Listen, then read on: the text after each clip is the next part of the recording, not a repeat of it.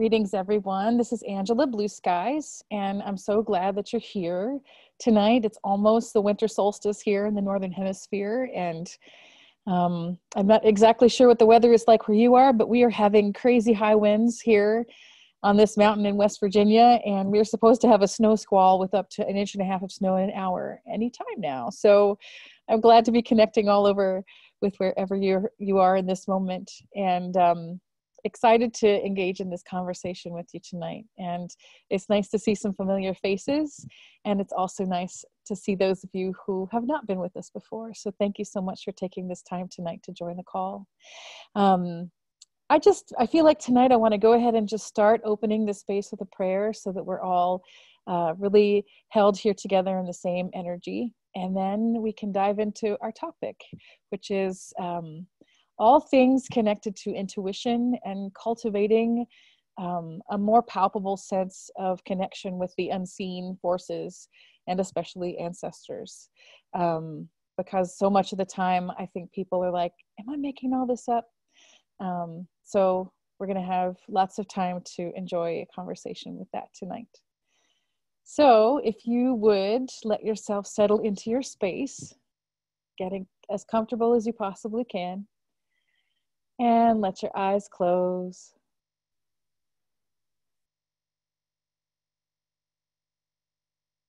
And let yourself fully arrive in your space in this moment.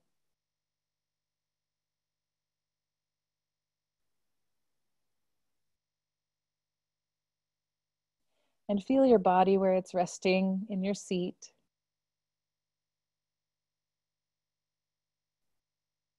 And connect with the breath as it moves in and out.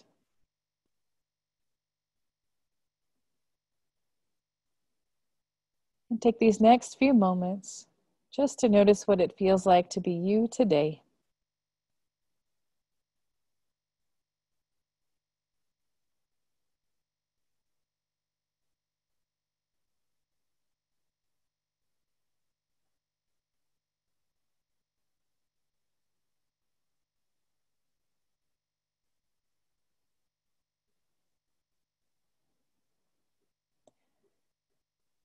And I'll open our space with a prayer.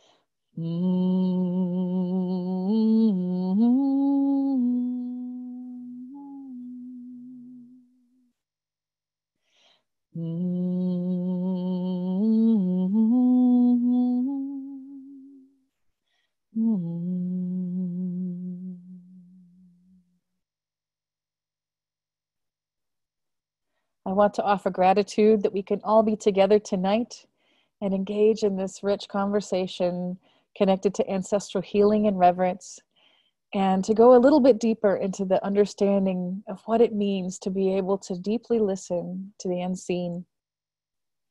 I call the elders, the masters, the teachers, the wise ones, the guides, the guardians, and our radiant, well grandmothers and grandfathers, our ancestors. Be with us during this conversation tonight. Help us to see exactly what we need to see in order to take the best next steps on our path, and help us to be well protected as we navigate the terrain of bringing wellness to our ancestors. For this and all the blessings that you bring to our lives every single day, we thank you. And when you feel ready, go ahead and open your eyes. And so I'd like to start by inviting you to share with us something that you do in your own life to practice deep listening. This can be just deep listening to yourself or deep listening to spirit or anything else, any kind of practices that work for you. And when you're ready to share, simply unmute yourself and go ahead. Hey, this is Nitin, Angela. Thank you for hosting this. My personal practice is meditation, Kundalini meditation. I try to connect to my source, the reservoir of energy, and try to surrender to it, surrender the physical ego self towards the higher self, the consciousness, the energy within, and see if I get any message through that. And I've felt, I've experienced. Sometimes the messages comes in form of some image or some letter or word, or it's just some thought just inside. So that's kind of practice I do it. I try. Hope that was you looking for. If, Absolutely. I'm simply inviting everyone to share from their own practice. right. We can all learn so much from each other. Thank you so much for sharing. Thank you. Thank you.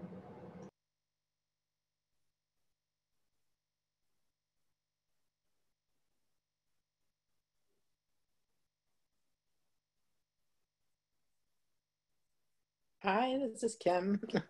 Hi, Kim. um, I meditate every morning. I do self healing energy flow, and I connect in with my guides and my higher self, and just sort of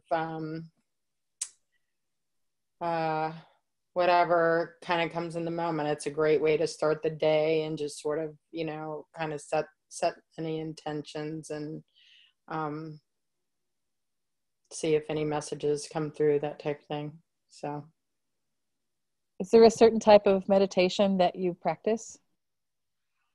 sometimes I'll listen to guided meditations. Other times it's just I might light a candle, or I might just be in silence, just kind of just sort of depends on whatever strikes me. Sometimes can depend on if the dog needs out right away, that kind of thing. So The dog tending meditation. right. That might end up being a walking meditation at that point. No, I love it. So, okay. Thank you, Kim. Mm-hmm.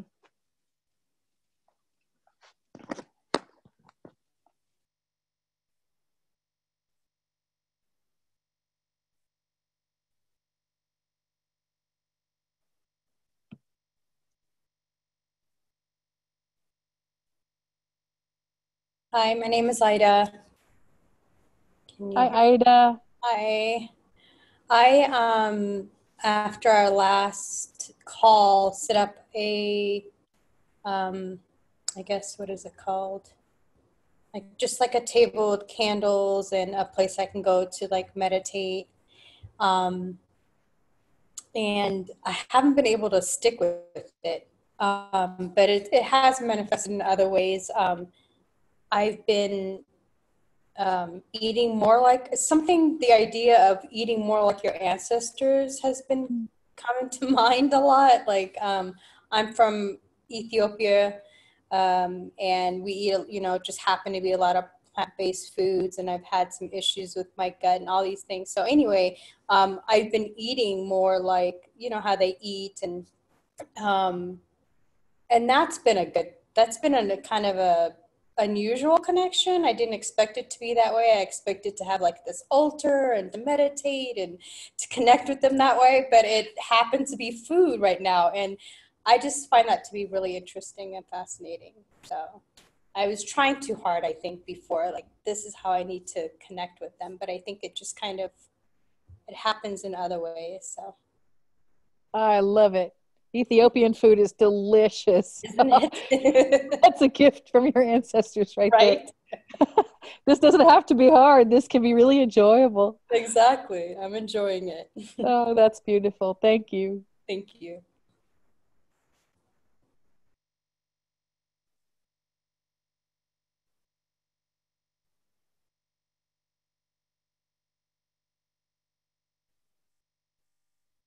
Others wish to share anything about your practice?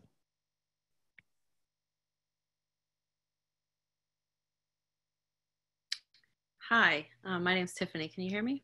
Hi, Tiffany. I can hear you great. Yeah, so I do meditate, and I'm actually I'm not sure what words other people would use, but it used to happen to me, and I use the word astral projection.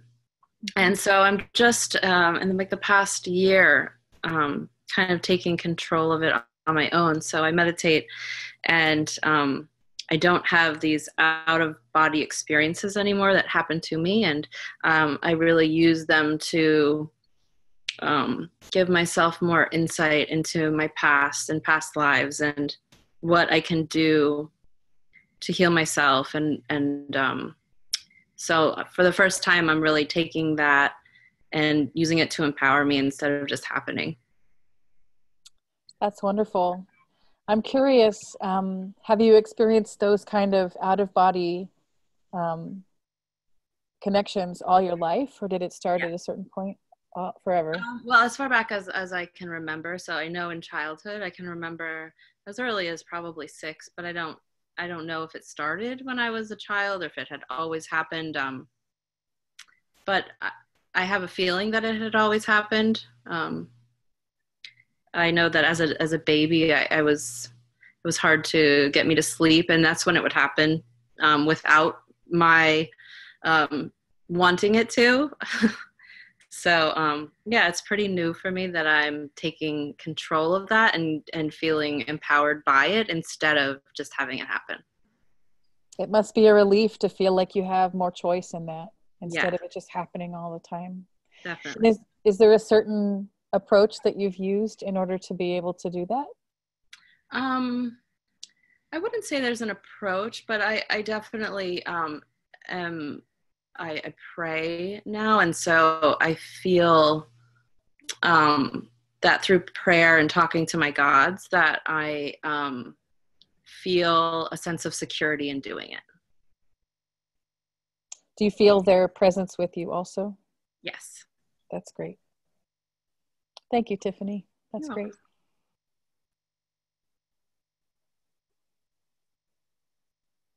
Hi, I'm Melissa. Hi, Melissa. Hi. So I meditate.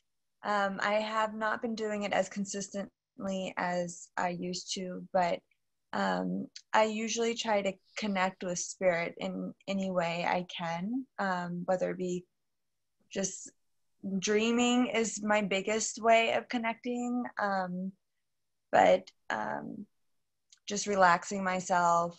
I drive long distance for work, and sometimes I'll just sit in the car quiet and I'll just, talk to my guides or whoever. I haven't really tried to connect to my ancestors as much, which is why, I'm here to learn. And, but yeah, so that's kind of how I do my own little meditation and sit in quiet silence and dream. I dream a lot. That's great. Thank you, Melissa. Really lovely to hear everybody's totally unique approaches to how to connect and how to listen. And for me, I think I've meditated many different approaches over my life. And the thing that has been most beneficial for me in recent years doesn't happen a lot in the cold, unfortunately, but I go outside at night, especially in the warm season when the insects are singing. And I'm really blessed to live in a place without light pollution. And so it's really dark. And I literally sit on my deck and I listen to all the things. And after some time, I notice not only the insects singing, but maybe there's a deer in the woods, or maybe there's a raccoon somewhere close by, or maybe there's something bigger than that, and I'm not sure what it is. It could be a bear. And I literally just let myself listen to all the things around me.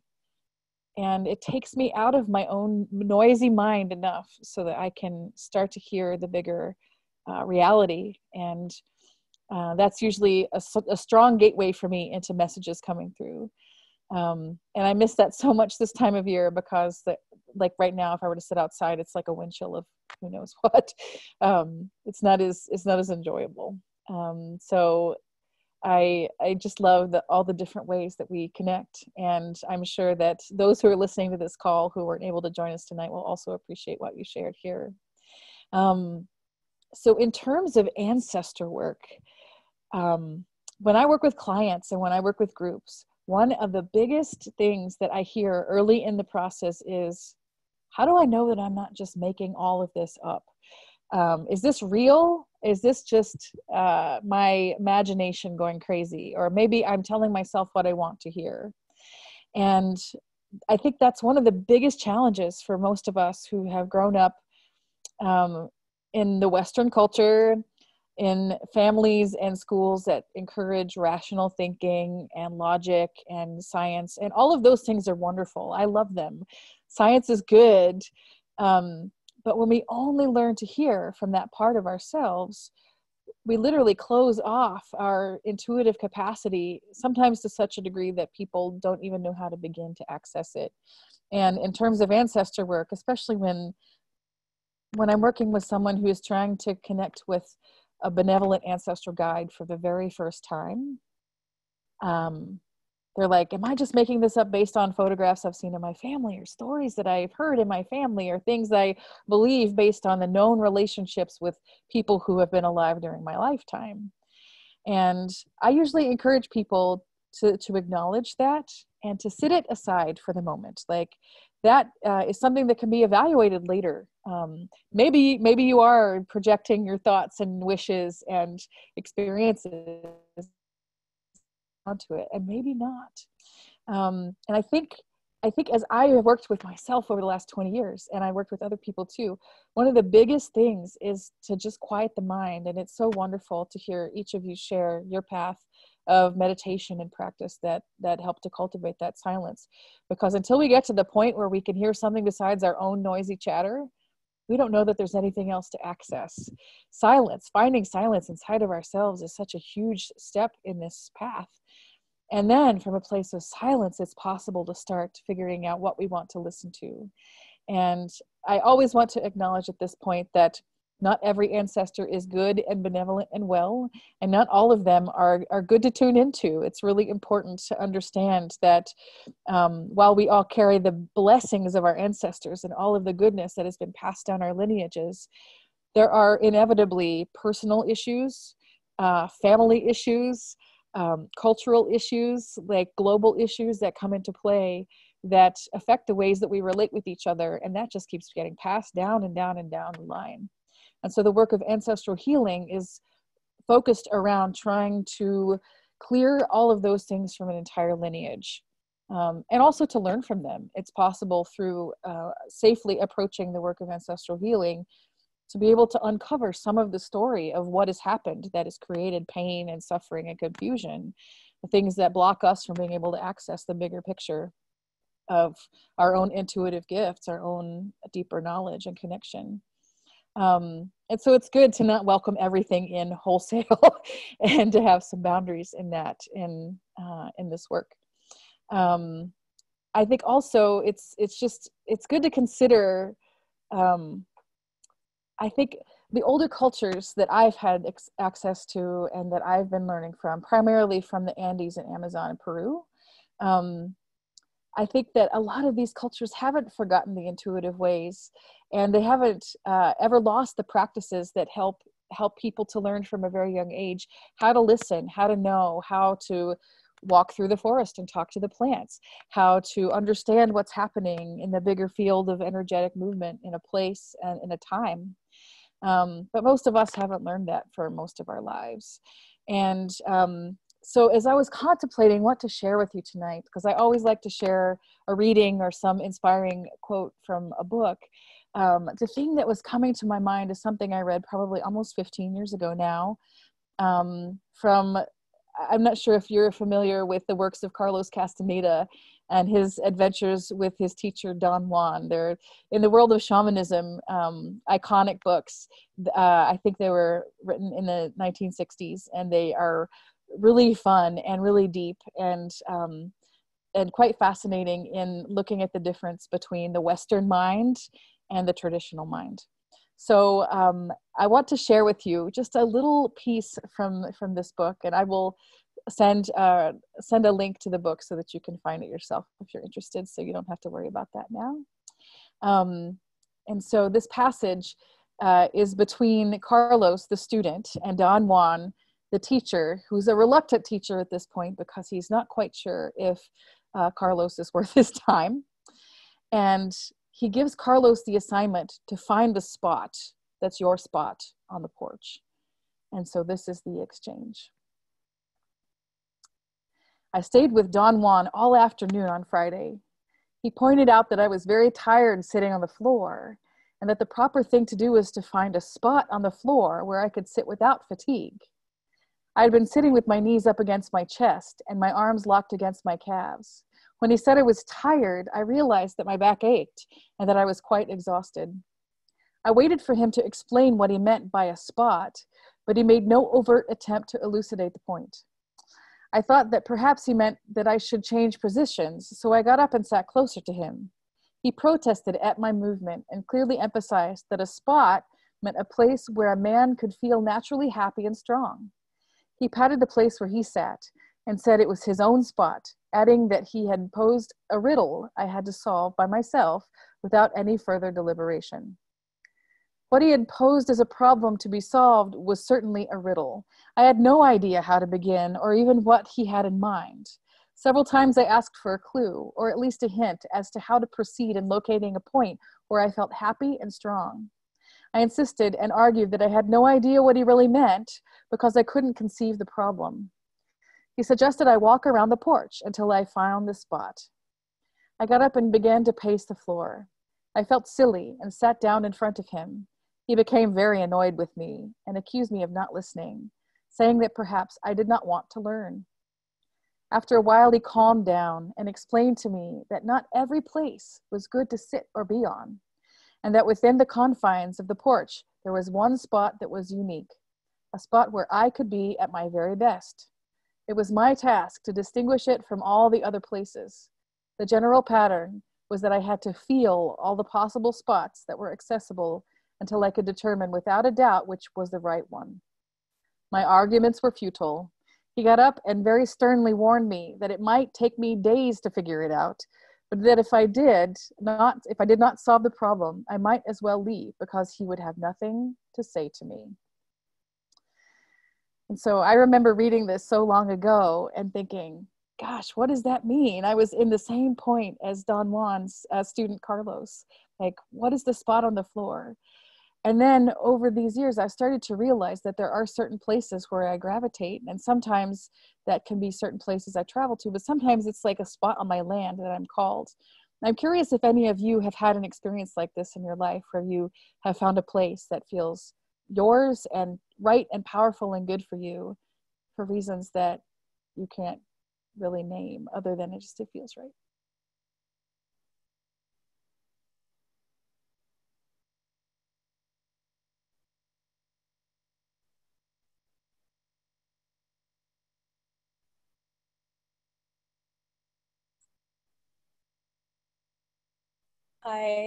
Slide again. This might sound simplistic, but I feel, I mean, I'm sure everybody does, but I'm drawn, to the ocean, big, large waters, large body of water.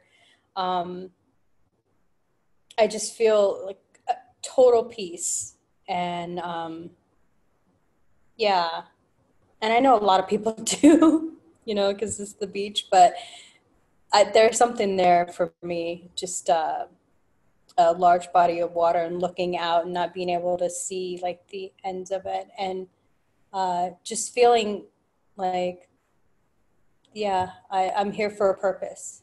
Yeah. And do you remember the first time that you felt that way when you connected with the ocean? I have two things to say about that. One, I was born by the Red Sea, so I'm a tropical child anyway. And then recently I moved, I was in Hawaii for a year, and I was in a place called Eva Beach. And the ocean, the ocean handed me a rock. I wish maybe I could show you. It's shaped of a heart. Mm. And it was so beautiful, and it was so confirming. I don't know if I might be able to, but that really solidified it for me. I don't know if you can see this, but it's like this I love it. rock. It's, yeah. So that was like, yep, this is your place. Yeah. That's beautiful. Yeah, that was a year ago. And do you feel that same connection wherever you go, near the ocean, or are there certain places that are like, nope, this is my place. That one's great, but not mine.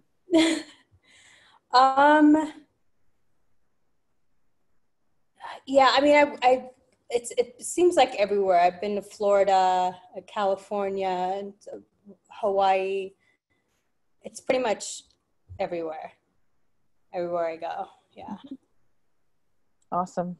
Yeah. I too am a lover of the ocean and find my peace there. Yeah. Thank you so much. Sure.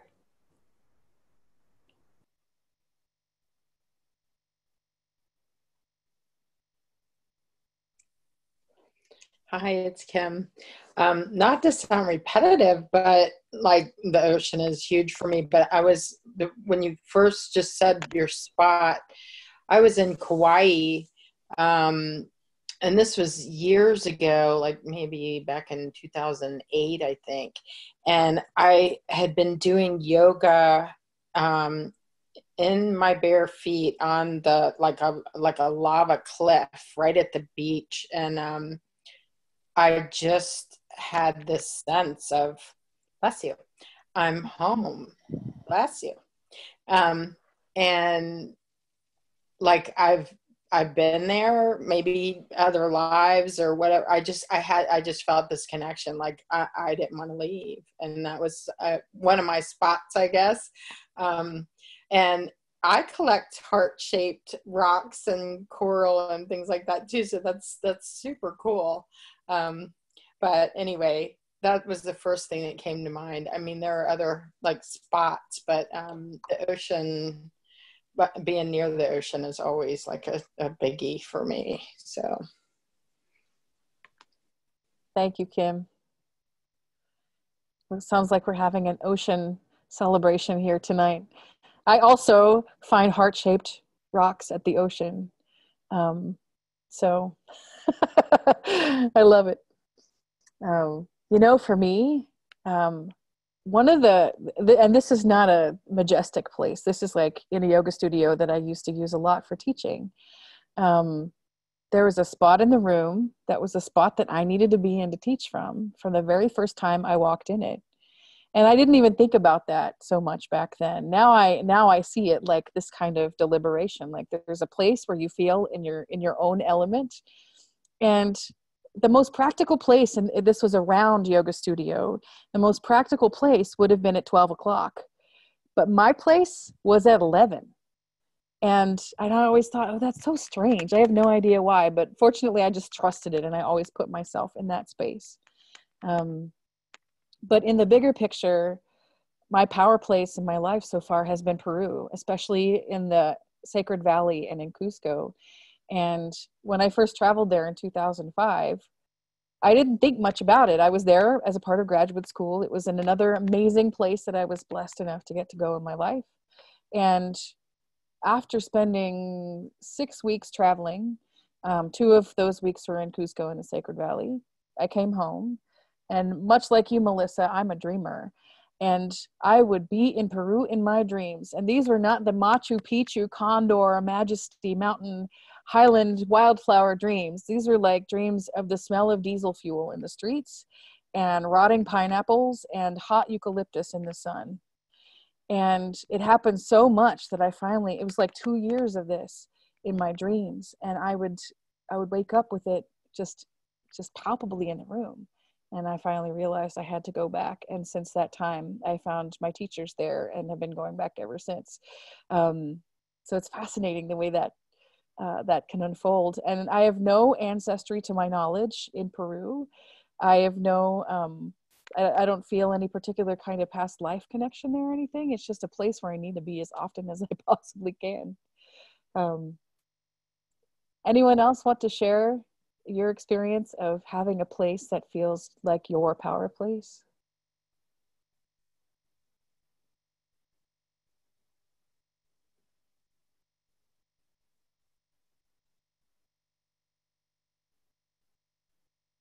It's difficult for me to say. Sometimes it feels like um, I feel very energetic at home itself. Middle of the night, you get some energy. It seems like a download at home itself. Um, but sometimes I feel like in the midst of chaos, I feel energy. Like sometimes I visit New York City and it feels like there's enormous energy there, even though there is a chaos there. So kind of mixed to me, hard to say for some reason. Um, but I guess if I sync and just connect to the moment, I feel like the, any place I could feel comfortable to be with that moment with that space. Uh, but since you asked this question, I'm just wondering, maybe there is a place where I need to find which would really give me that. So I don't know. Maybe that's something that I need to explore. Now you got me thinking. Awesome. Thank you for sharing. Yeah. Um, so I would leave this question planted as a seed for each of you to ponder. Yes, in the grander sense of, are there certain places where I visit that give me a sense of this deep connection? But also, like, is there a space in my house that feels that way, or is there a space near my home in nature that feels that way, like a space that's yours and yours alone? I used to live in Maryland, and there was this little trail not too far from my house that ended up in a state park. And it was an infrequently used trail because it was not on the official like map. And there was this one tree that became my spot. And I would go and sit there at the edge of the roots. And sometimes I would bury crystals in the roots. And sometimes I would go there to sing. Sometimes I would literally just go there and lean against a tree and feel like I was merging into another world. And that was pretty early in my journey. And often I thought I was nuts, because who does that? Like, go and sit and talk to a tree and see her as a goddess and all these things that probably all of our ancestors are like, yeah, this is what we do. But we've forgotten too much of the time.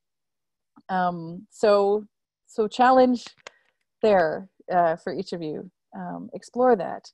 I think in terms of this bigger conversation of cultivating deeper intuition and a sense of listening, I find this most valuable not in getting a result or an answer, but just in the practice itself of sensing and feeling what is right. Not because it's practical. Like, a place can be very convenient and very comfortable and very like well set up for whatever our needs are, but it may still not have that little magic spark.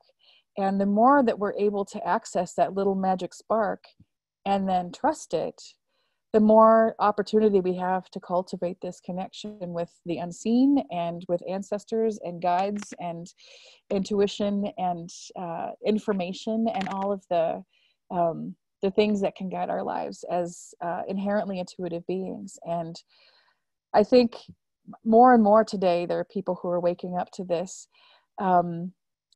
this process of reconnecting with the whole of who we are, not just our intelligence in terms of intellectual knowledge, but our intelligence also in terms of being in relationship with all of life. And what does it mean to be in good relationship with all of life? And opening our own sense of connection deeper and deeper through that practice.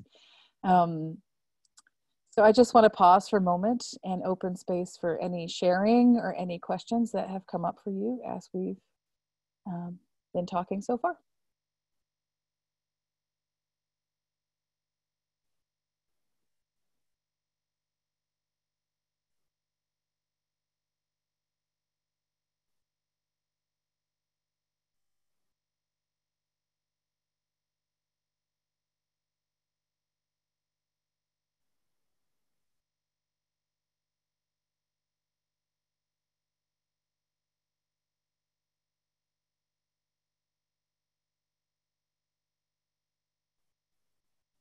No questions right now. We can certainly circle back in a bit. So I want to practice with you a deep listening practice, and I want to show you where this is kind of inspired from.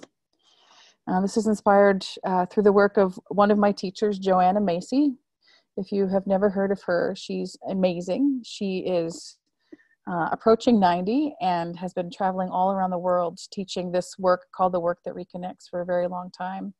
And the work seeks to open us past the things that close our hearts because there's so much chaos in the world.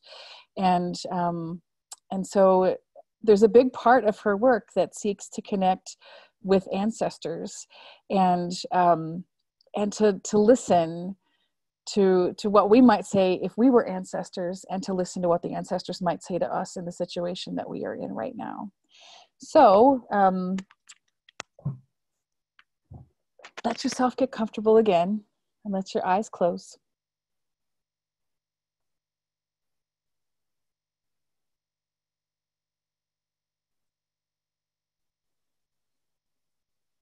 And connecting with the breath, let yourself become still and quiet inside.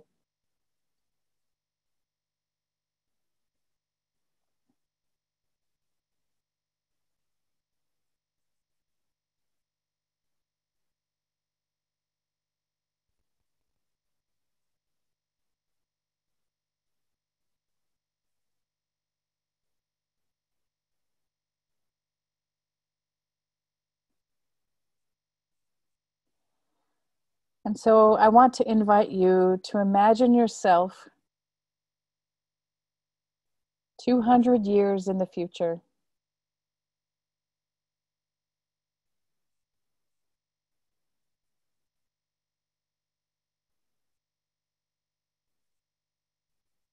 And this you 200 years in the future is an ancestor of the you that is here right now. Or I'll say that the other way, is a descendant of you that is here right now. You are going to be your own ancestor in this moment.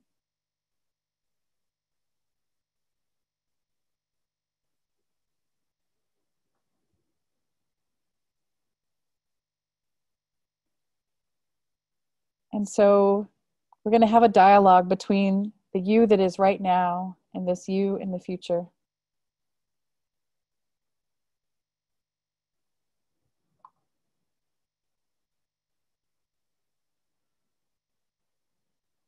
And so I want to invite you to bring to mind something that is happening in the world or in your life even right now that feels challenging and that you don't feel a lot of clarity with.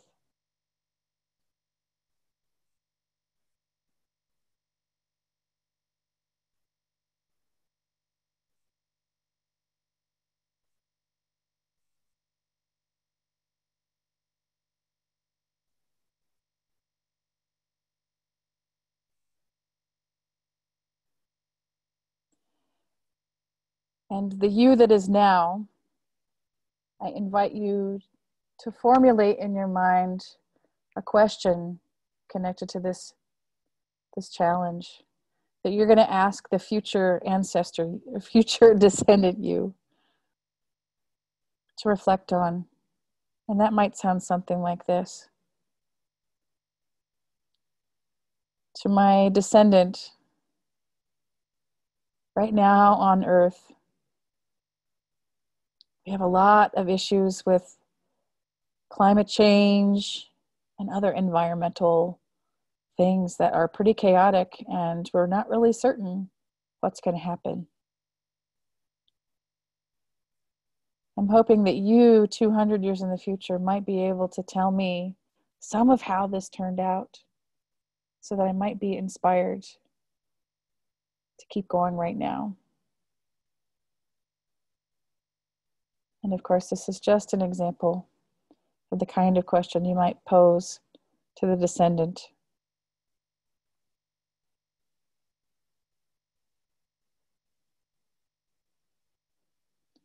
And once you finish sharing your question, stay in silence and see what comes through.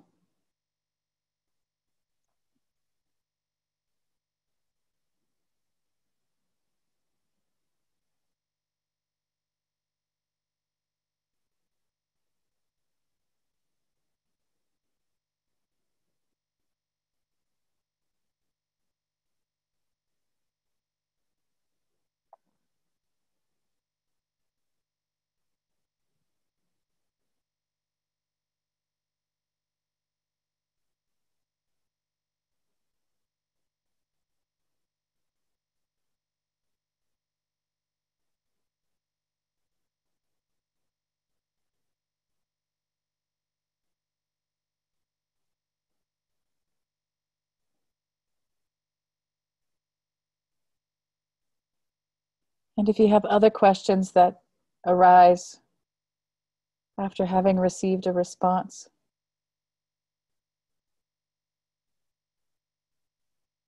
please feel free to bring those to your descendant as well.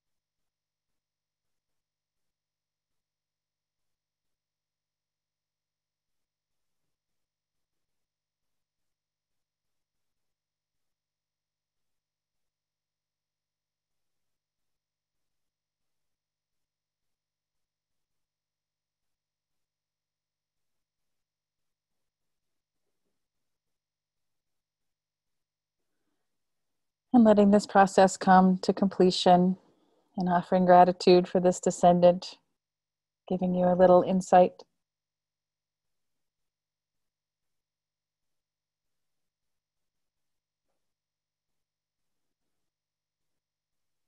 And so far we've been looking into the future.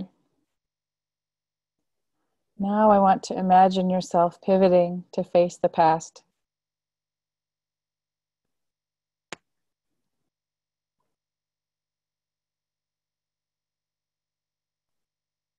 And ponder for a moment a question that you would like to bring to your ancestors in some way.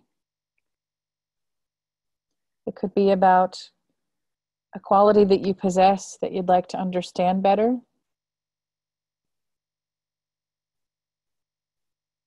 Or it could be about something in one of your family lines that you want to understand.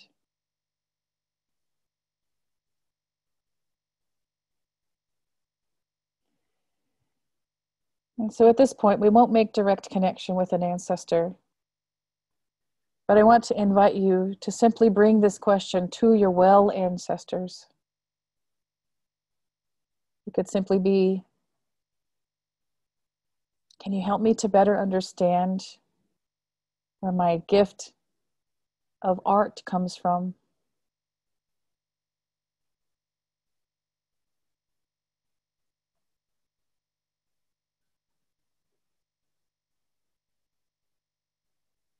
And once you bring this question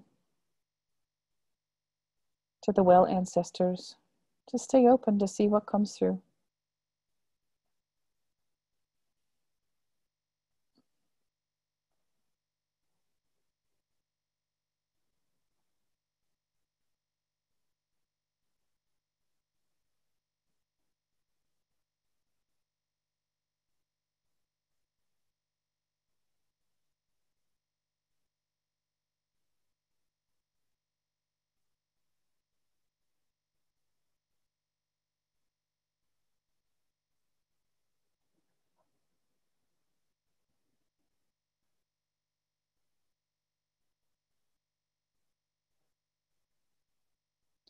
It's also important to remember that if any time you feel any energy coming through or any answers coming through that leave you feeling uncomfortable in a way that doesn't seem quite right, you are sovereign in yourself and you have the authority to close that and to move away from it.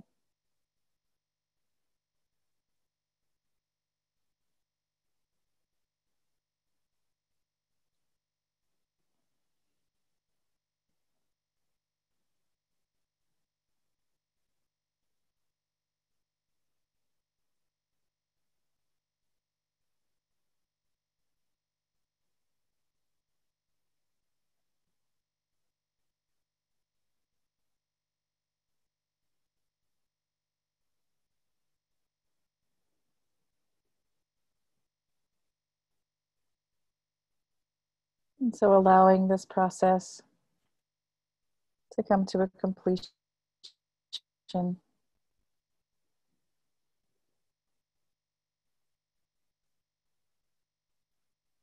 And just take a moment to reflect on these two experiences, listening into the past, asking for insight from your well ancestors, and listening into the future for insights from a descendant.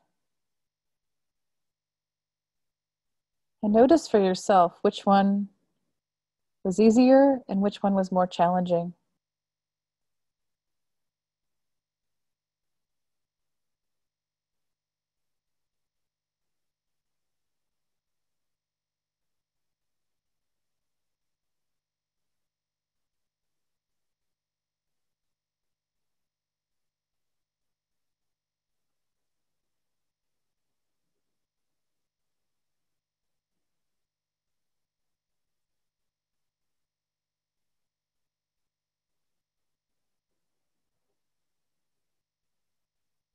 And start to bring yourself back into your space.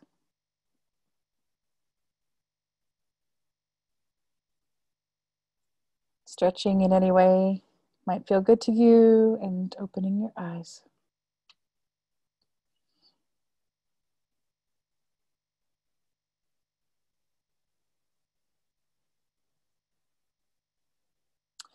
And I just want to open a little space for sharing. You're welcome to share about either of the experiences, looking forward or looking behind. And of course, which one was more natural for you, more effortless for you, or they could be the same, who knows?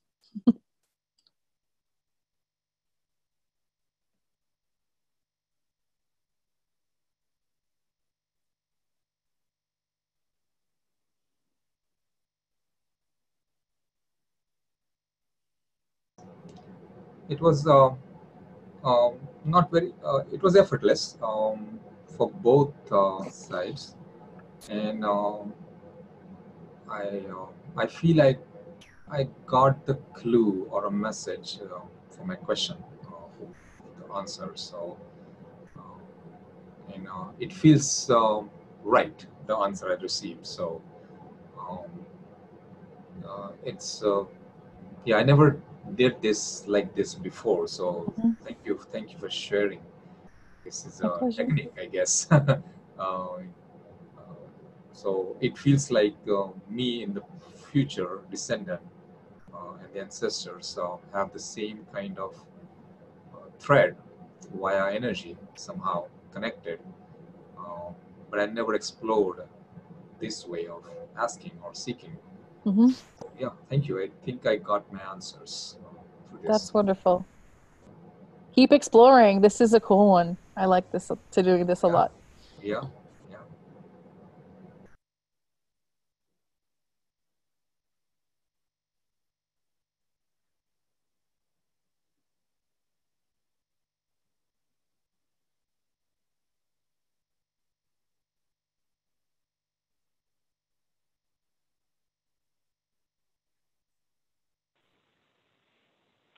Hi, this is Jess.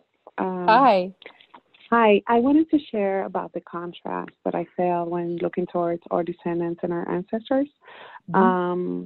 I'm currently just pondering over this question about a situation I'm trying to figure out with a relative, and I asked for advice to my descendants, and it was fairly clear. Like you said, it's kind of you hesitate. You're like, am I imagining this? Is this really real? But it's like 3 words came back to back, and there's no doubt that it just rang true to my question. But it was incredibly difficult for me to connect with my ancestors, and there is a lot of like trauma and just pain in both mother and father side, and I feel like I may be not willing to connect, or maybe there's just not as much flow because of all the generational trauma that there is. Mm-hmm. But I found the exercise incredibly helpful. Thank you. My pleasure. And I'm also seeing the message that you sent through about how do we assist our ancestors who need healing. Like you mentioned, the ancestors who may have trouble and not the best intentions. How do you help them come full circle? And I think that some of the most important things to know about that is, number one, creating strong boundaries for yourself so that you don't end up taking on those energies that are not beneficial to you. It is not up to us to heal our ancestors, although it is really helpful when we invoke the healing. But the best way to work on healing the ancestors is to make connection with well ancestral guides in order to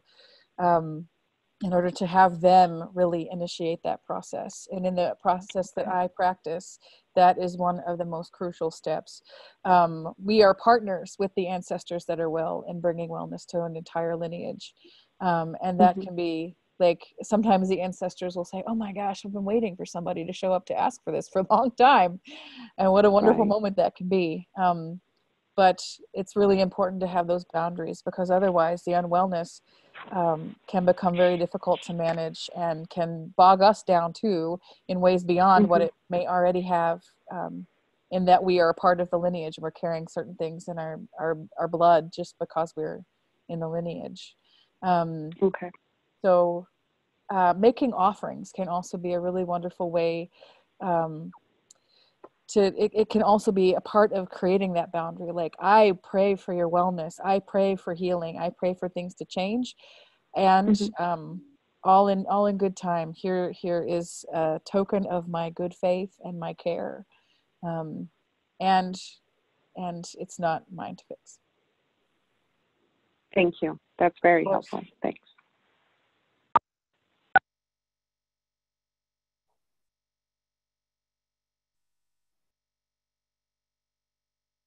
I think we have time for one more sharing. Would someone else like to share?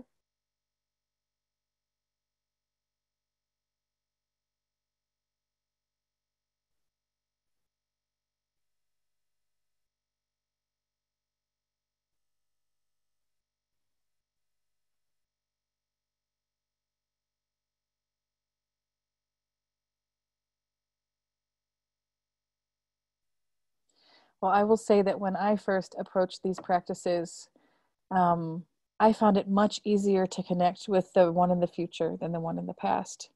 And maybe that's because on some level I didn't yet know what would happen. And so it allowed me to be more open to explore that. And now that I've been working with my ancestors in a really conscious way for quite a while, I find there's no difference between the two. But I have strong relationships with my well ancestors and with the guides on my lines. And I have cultivated those relationships over time in the same way that I would cultivate a relationship with someone who is walking next to me in the world. And for me, like, that kind of practice can be so beneficial in coming to trust intuition, because it's a practice that asks you to trust. I want to connect with my ancestors. I want to know what our gifts are. I want to heal the pain of the line. I don't want to carry that anymore, and I don't want it to continue in the world. All really good things. And in order to do that, I have to trust that there is a possibility to connect with the unseen. There is a possibility to connect directly with ancestral guides, and to listen to them and to take them seriously. And some guides will push you a bit and say, are you really ready to show up for this? You're just going to show up once? You're going to actually show up to do this work?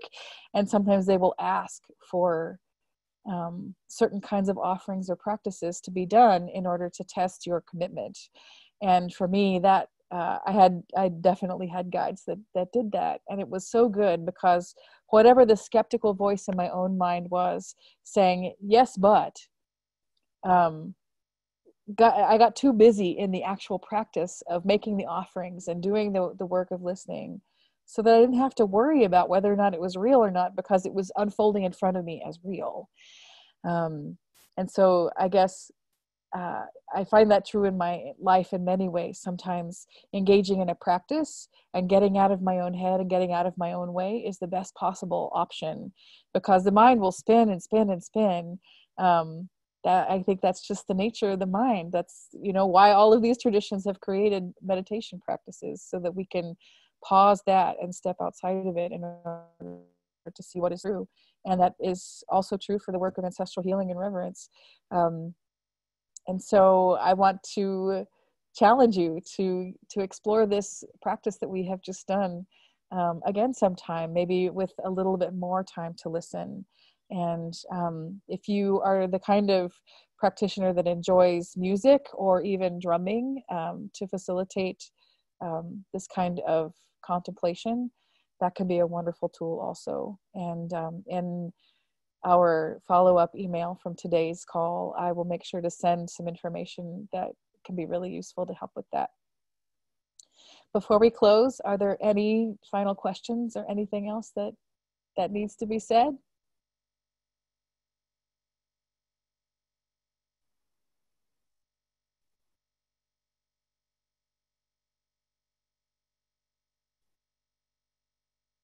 All right, my quiet friends, I want to thank you for being here tonight. I want to thank you for all that you've shared and for the really interesting conversation that has unfolded here. And I wish you all good things in your practices, that may they unfold in ways that nourish you deeply. And as you continue to explore the work of connecting with your ancestors, I am always available. If you ever need anything, please feel free to reach out. And I want to wish you, if you're in the Northern Hemisphere anyway, happy winter solstice. We're just a few days away now. If you're in the Southern Hemisphere, happy summer solstice. And wishing you happy holidays, whichever holidays are the ones that are meaningful in your heart.